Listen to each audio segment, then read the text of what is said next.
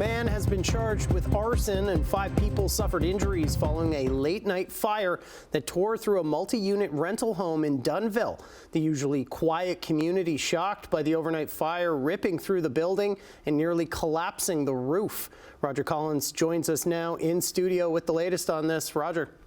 Matt, earlier this morning, one man was taken from the scene and brought into police custody. We now know that man is 60-year-old Barry Pollard, who is facing a charge of arson with disregard for human life. Flames were coming through the kitchen floor, in the mid floor. Like that basement was hot. Yeah, it was full of smoke. I had a hard time finding Daryl.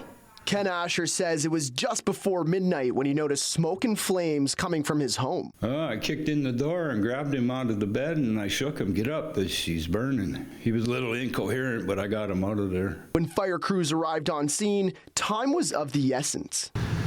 They responded and found that there was a significant fire developing within the interior of the structure.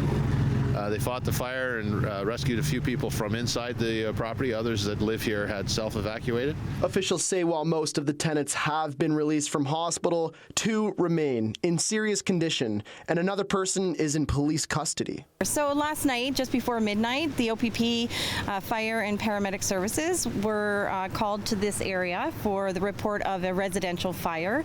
And as a result of that, 5 people were sent to hospital. And as of right now, we do have 1 person in custody. Ontario Provincial Police say 60-year-old Barry Pollard of Dunnville is facing a singular count of arson, disregarding human life. Officials tell me it's too soon to give an estimate on the damages caused by this fire, but one thing is clear just by standing here. If you look at the building itself, it was significant. The structure is unsafe to enter at this point, so we're just awaiting some officials from the municipality here to make a decision on how we're going to proceed. It is an older home, constructed in old style methods, balloon construction, so it would be probably very difficult to bring it up to current code, so it may very well be cheaper to tear down and rebuild. Glad I was outside playing around with my trailer and petting my kitty cat, because it might have been a different story if we were all in bed.